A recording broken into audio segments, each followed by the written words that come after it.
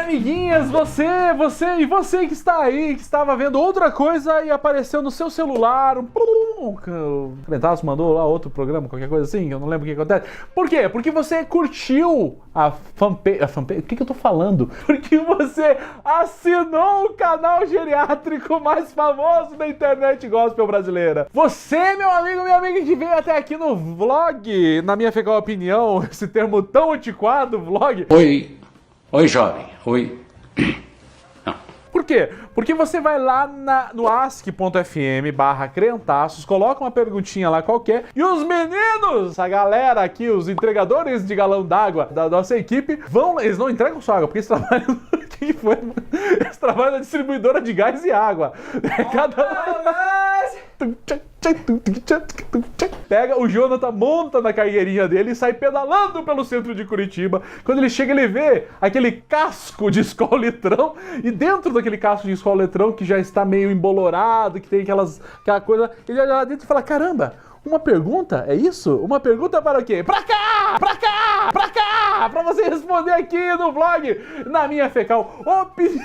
Nossa, foi uma construção. Embebedar para nos conhecimento. Tomar uma chuva de Skol litrão, cerveja de milho do caralho. Mais um patrocinador que a gente perdeu. Porra, né? Porra! Esses dias eu vi os caras falando: não vou falar da Netflix porque ela não nos patrocina. Vai tomar no cu, você acha que Netflix... Pô, o cara tem... vai tomar no cu. Vamos para a primeira pergunta? Querido Cris, tem um cara aí em Curitiba que se chama Rafael Lima e tem um canal que se chama Ideias Radicais. Não sei se você conhece ele. Ele é anarcocapitalista. O que você acha dessa nova moda que vem surgindo nas redes sociais chamada anarcocapitalismo? Manda um cheiro, Guilherme.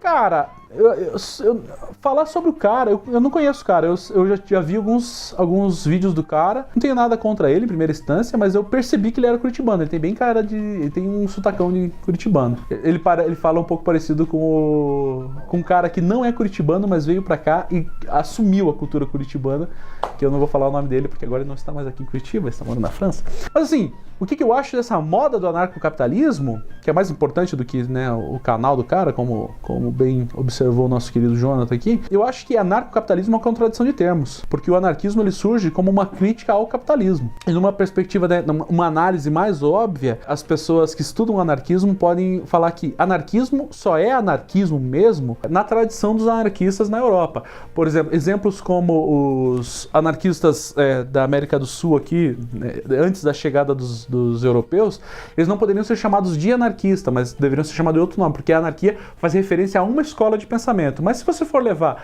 em consideração a episteme do termo anarquia, que é não ter hierarquias, aí é o ponto que você poderia dizer: então pode haver um capitalismo anarquista, mas não, né, um anarquismo baseado nas ideias dos anarquistas, né, da Europa. Cara, eu só acho que anarcocapitalistas são uma fraude, porque eles não estão lutando por um anarquismo de fato, eles estão lutando por uma preservação de direitos das elites, é só isso.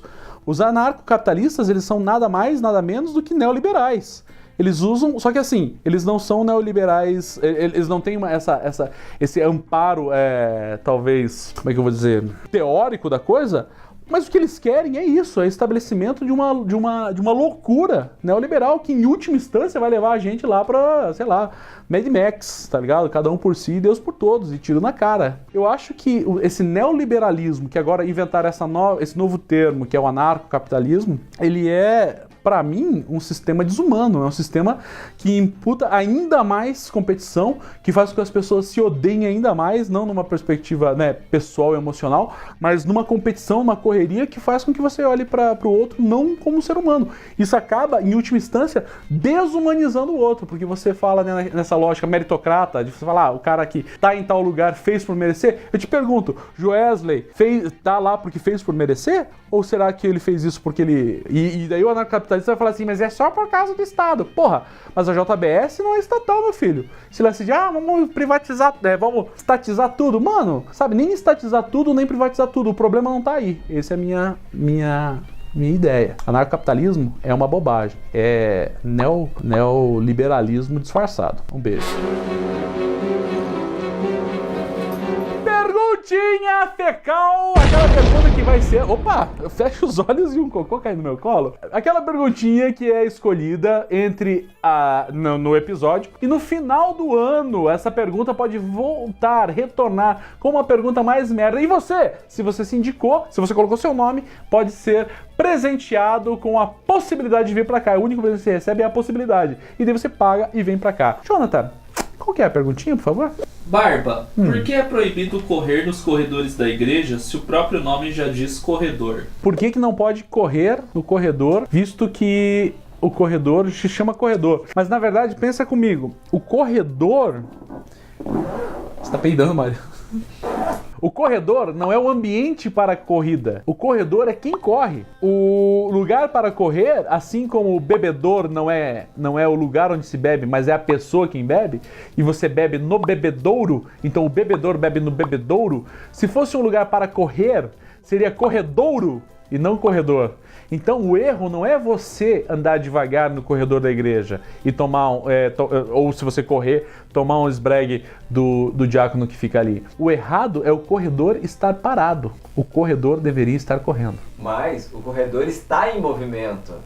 Em relação ao universo. Exato. Ou, segundo o nosso amigo... Eu ia fazer um comentário, mas não, porque dá treta.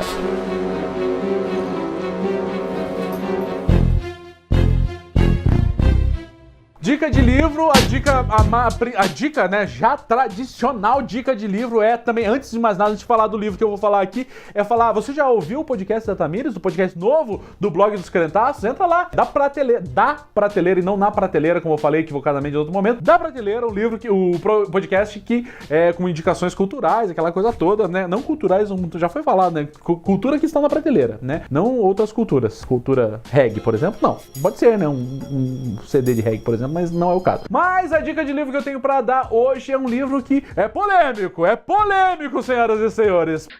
Mamilo! Para! Porque muitos crentes detestam esse autor, que é o Paulo Coelho. No, God! No, God, please, no! No! No! Cadê? Não é o Paulo Coelho, mas por um segundo. Isso é o que une crentes e não crentes. Exatamente. O livro que eu tenho pra indicar hoje é um livro chamado O Mundo Assombrado pelos Demônios, do Carl Sagan. Por que as pessoas odeiam o Carl Sagan? Porque ele é um cara ateu, ele é um cara que é um militante do ateísmo, que eu diria assim, o que foi essa cara de coelho? É que eu acho que é o contrário, eu acho que as pessoas amam, a maioria, o grosso das pessoas... Os crentes, eu tô falando. Os crentes não odeiam, os crentes nem sabem que existe o Carl Sagan. Eu acho ele palha, mas eu acho que as pessoas amam muito mais o Carl Sagan do que o... Então, mas é que assim, por que os crentes detestam? Porque ele é o deus dos ateus. Assim, o livro que eu li, O Mundo Assombrado pelos Demônios, que aparentemente parece um livro, né, de batalha espiritual, escrito por um crente ultra reteté. Foi a Rebecca White. Exatamente, foi essa Rebecca White, eu misturei foda. É um crossover. Foi a Rebecca Brown que escreveu. É um livro que fala sobre essa... De modo geral, ele fala sobre a religião, mas ele fala sobre uma perspectiva do rompimento com os demônios que nos assombraram ao longo da história. E como que a religião sempre foi a tentativa de responder o desconhecido. Ao passo que alguns filósofos, alguns pensadores vão dizer a religião serve apenas para responder o desconhecido. Não é o que eu acredito. Eu acho que nesse ponto talvez eles se equivoquem nesse tipo de afirmação.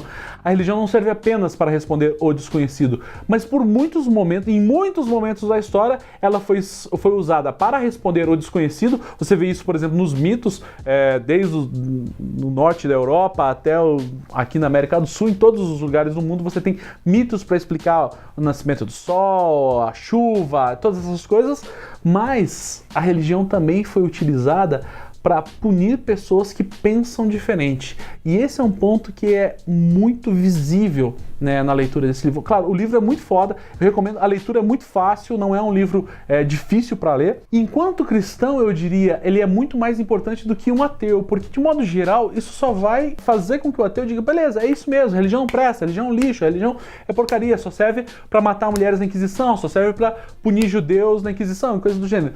Mas pra gente que é cristão, pra gente que acredita em Deus, Deus, ter essa leitura crítica acerca da sua própria religião. E ele, assim, ele não é um crítico ao cristianismo, ele é um crítico à crença, ele é um crítico à fé, de modo geral, a fé metafísica, coisa do gênero. E ele mostra como em alguns momentos da história, de fato, a fé foi utilizada para cometer barbaridades descomunais, né? Como no exemplo que eu dei aqui da Inquisição e outros exemplos que ele dá. E fazendo um paralelo, você pode dizer assim, uma coisa que eu acho muito desumana, muito errada. Alguns crentes falam assim, mas os católicos... Cara, os católicos fizeram aquilo naquele momento, mas ainda hoje você vê pessoas sendo perseguidas por causa da sua religião, seja a religião que for. Seja cristão, seja judeu, seja muçulmano, seja outras expressões religiosas que a gente não tem tanto contato aqui no Ocidente. Tem muita gente apanhando por acreditar em Deus. Tem muita gente sendo violada na sua dignidade por dar uma resposta divina a algo que supostamente já tem uma resposta estabelecida pelo status quo. Seja essa resposta estabelecida pela ciência ou por uma outra religião. Então, essa crítica à fé, essa crítica à crença, me pareceu, e assim, é um livro, como eu falei, muito fácil de ser lido, muito fluido, e você consegue fazer paralelos com as coisas que ele fala lá no final, sei lá, acho que escreveu nos anos 90 esse livro, ou talvez antes até, e como que hoje, ainda hoje, tem pessoas se utilizando de argumentos religiosos para determinar certas imposições no âmbito estatal, no âmbito jurídico. Como que, de certa forma, pessoas que acreditam em certas coisas como verdades absolutas estabelecidas pela fé estão tentando impor essas mesmas verdades a pessoas que não acreditam. E coisas que não estão relacionadas à fé, não estão relacionadas ao ambiente do culto e tudo mais. Então é um livro muito foda, mas assim, é um livro com o qual eu não concordo tudo. Eu discordei de vários pontos, mas eu recomendo a leitura porque fazer essa crítica a si mesmo é muito mais importante do que criticar o outro. O Mundo Assombrado pelos Demônios, do Carl Sagan, acho que é a Companhia das Letras, talvez. Li no PDF que o meu primo dos Estados Unidos comprou pra mim.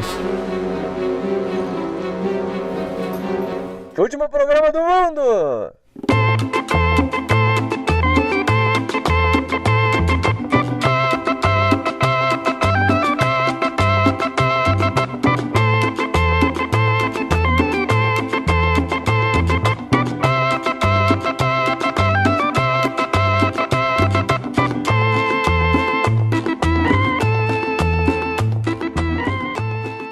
Netflix. Cara, o Silvio Santos já fez propaganda, então não preciso fazer propaganda da Netflix aqui. Netflix. Na Netflix? Netflix. Eu gosto das Se histórias. você não tem Netflix na sua casa, passe a ter. Olha. A mensalidade é de R$18,90, creio eu, e os donos da Netflix dos Estados Unidos devem estar me vendo e me devem mandar pra mim um mês de graça. Mas é muito bom. Eu assino, minha filha também. E acho que vocês deveriam assinar, todos vocês. Na verdade, eu roubo o Netflix, né? Porque minha mãe, eu convenci a minha mãe de que ela precisava assinar. E daí eu peguei a senha. Eu vou lá, pego a senha, um desinfetantezinho, um sabão em pó. Se bem que faz tempo que eu não pego mais sabão lá na casa da minha mãe. A última vez que fui no mercado, eu comprei desinfetante. Não é tão caro assim, mas... Enfim, o Netflix, cara, é que nem os jogos de Xbox. Você tem que tomar cuidado. Ou a prensa hidráulica, você tem que tomar cuidado. Netflix e prensa hidráulica, tome cuidado, porque você pode perder a mão. Uma vez, eu vou contar uma anedota aqui. Certa feita, estava eu em casa e eu falei assim, vou assistir aqui, olha, saiu a nova temporada de Demolidor. Eu falei, vou assistir um pouquinho, 9 horas da noite. Falou, vou dormir cedo, vou assistir um episódiozinho aqui. Quando eu vi, eram tipo 5 horas da manhã. Caralho, ainda não dormi. Beleza. Daí eu falei, já perdi a noite e fui até 9 horas da manhã. Ó, aqui ó, eu perdi a mão direita ainda, que é a mão de limpar a bunda. Perdi a mão, cara, completamente. Eu falei, meu Deus, o que eu estou fazendo da minha vida? Eu perdi o controle total. Aí eu comecei a ponderar melhor essa questão de primeiro assistir séries, sem limite. Eu acho que Netflix é bom pra assistir série, porque tem filme bem mais novo ali na locadora do nosso primo, né? Aquele nosso primo que mora nos Estados Unidos. Ele tem filmes bem mais novos do que no Netflix. Se bem que agora a Netflix está produzindo conteúdo... Como que chama? Conteúdo próprio, autoral, assim. Então, tem coisas que você só vai ver na Netflix. Cara, vale a pena. Pelo preço, cara, vale muito a pena. Vale muito a pena. Na verdade, eu roubo o Netflix, né? Porque minha mãe, eu convenci a minha mãe de que ela precisava assinar. E daí eu peguei a senha. O que é dar duas fitas de locadora, Jonathan? Você que aluga fita em locadora ainda. Quantos lançamentos 24 horas que dá o Netflix? Uns 3. Tem que devolver no outro dia no Netflix, você pode assistir a hora que você quiser. Você só precisa da internet. O qual você pode ainda roubar do seu vizinho a internet. Ou da sua mãe. Não dá pra roubar a internet da mãe, a não ser que você more com ela. Você não tá roubando, você tá compartilhando a internet, né? Você tá roubartilhando. Mas é isso aí, cara. A Netflix é uma ótima solução para os seus finais de semana depressivos.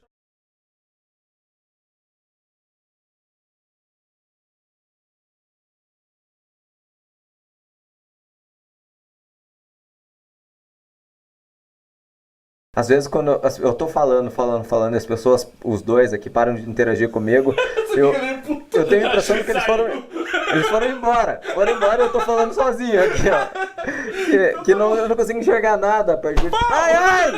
Filho da puta! Tô interagindo com você, seu arrombado.